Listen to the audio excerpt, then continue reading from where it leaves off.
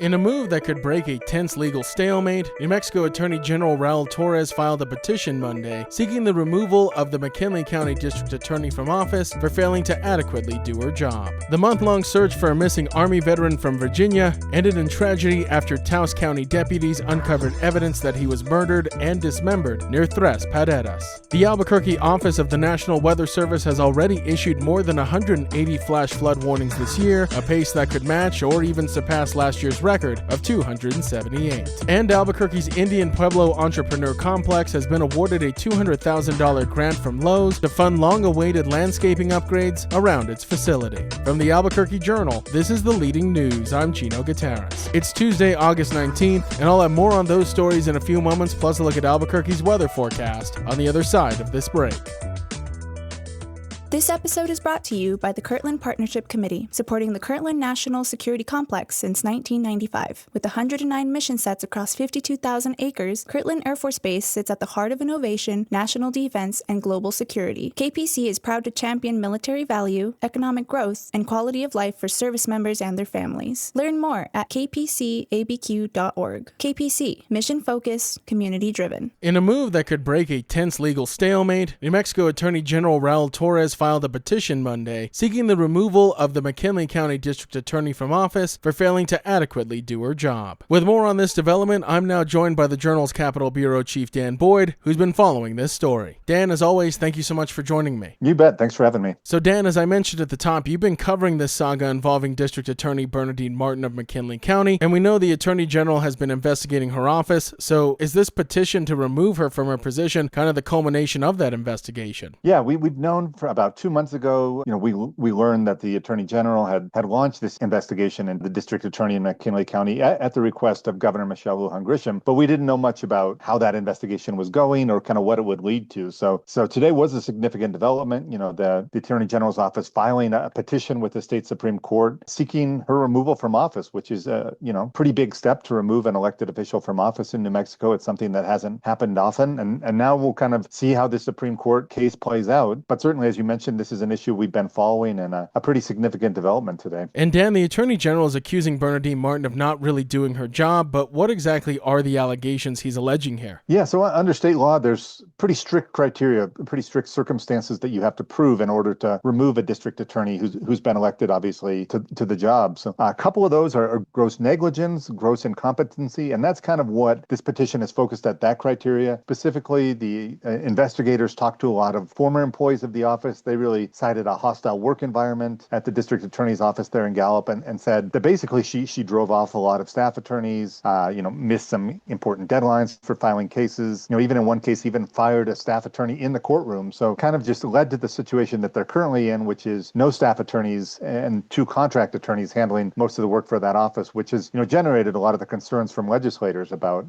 kind of performance issues and caseloads and things like that. And Dan, as you mentioned, this petition, a pretty significant development, but it's not the only thing Bernadine Martin's been contending with over the past few months. Obviously, she had her office defunded by the state legislature when they passed the new state budget, so she's really been embroiled in the past couple months with trying to secure funding and keep her office somewhat operational. She's even gone to the public for support. You covered an event she did in Gallup. Didn't really receive much public support there, so she's been contending with the funding loss, now on top of this Attorney General's petition. Yeah, and that's the important backdrop for this, is this defunding, which is pretty unique. I mean, at least in my time covering New Mexico politics, to have an elected official basically have their budget taken away by the legislature. And as you mentioned, she's tried to go get some emergency funds. She's made a kind of a plea to the public. That hasn't worked, but she's also, hasn't been inclined to kind of turn over her authority that she has to still refer cases that are presented to her in McKinley County. So it's kind of led to this limbo a little bit where she doesn't have the money, but she still has the authority. And I think that's been, an uncomfortable thing for law enforcement, for residents of McKinley County. And, I think we've kind of known that at some point things would have to be resolved one way or another. And we may be seeing kind of the first steps toward that, although it's,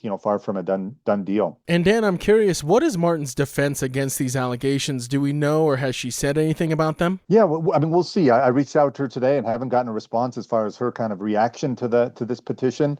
She has gone, as I mentioned before, State Board of Finance, asking for emergency funds. She's been denied both times that she's done that. She's also filed her own petition, accusing the legislature of kind of separation of powers violations violations by defunding her office. The Supreme Court rejected that petition as well. So we'll see. I mean, there is a chance that the Supreme Court declines to take up this petition as well by the Attorney General. But if that's the case, it would kind of continue this limbo that we're in, and especially now that we're getting into middle of August and 6 weeks into the new budget year without really a resolution in sight. So this should be interesting, Dan, to see how this case does play out. The removal of elected officials, though, in New Mexico is pretty uncommon. As we mentioned earlier, the Department of Justice here in the state is arguing that Martin meets the criteria for gross negligence and failure to discharge her duties. Obviously, this will be handled by the Supreme Court. Do we know if there's been a hearing date set yet? Yeah, as of today, as of this afternoon, I just checked, and there hadn't been any. We'll keep monitoring that. And you're right. I mean, I was kind of going back trying to think of similar instances when elected officials have been removed from office. Obviously, there was a Coy Griffin situation a few years back, a former Otero County commissioner who got a lot of attention, and he was removed.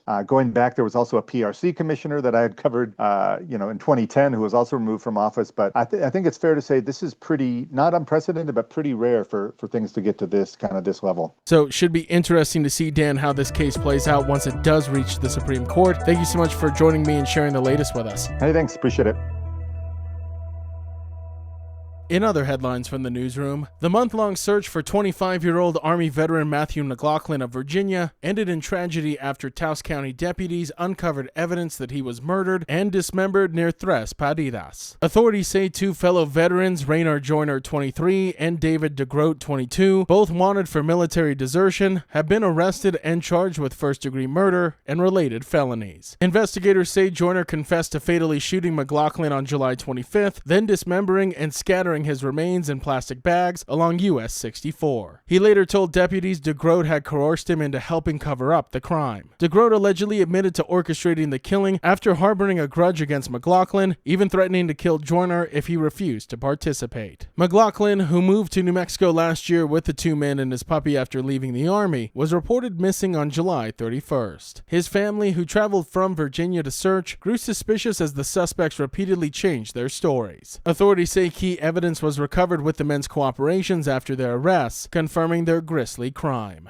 The Albuquerque office of the National Weather Service has already issued more than 180 flash flood warnings this year, a pace that could match or surpass last year's record of 278. Meteorologist Todd Shoemake said the increase reflects not just warnings, but more than 200 flooding events actually observed statewide. Much of the danger is tied to burn scars, especially in Ruidoso, where the South Fork Salt Fire scorched nearly 25,000 acres. That area alone has seen 166 flooding events and 27 alerts so far this year. Officials warn the scars could fuel heightened flooding risks for up to a decade. Ruidoso has rolled out a new alert system, partnered with businesses on higher ground to create safe zones, and is pursuing federal assistance for long-term mitigation. But residents do remain on edge, bracing for more floods with each passing monsoon season. And Albuquerque's Indian Pueblo Entrepreneur Complex has been awarded a $200,000 Lowe's Hometowns grant to fuel long-awaited landscaping upgrades around its facility. The IPEC, part of the Indian Pueblo Cultural Center campus, supports native and local entrepreneurs with resources, training, and space, and was the only New Mexico project selected in this year's round of grants. The upgrades will include a landscaped stormwater retention pond, new fruit trees, and pedestrian walkways. Work is set to begin in September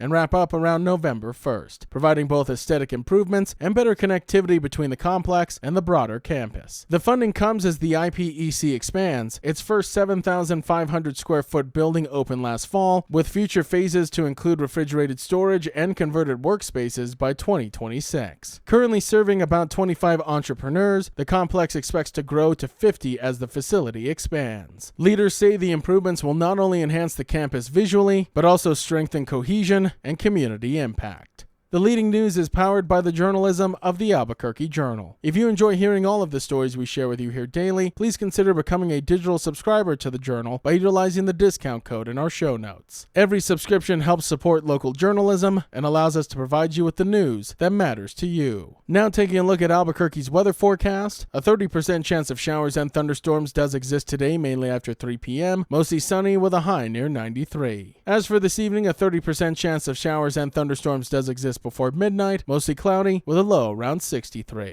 To keep up with all the latest news from the Albuquerque Journal, you can visit our website at abqjournal.com. That's the leading news. I'm Gino Gutierrez. We'll be back tomorrow.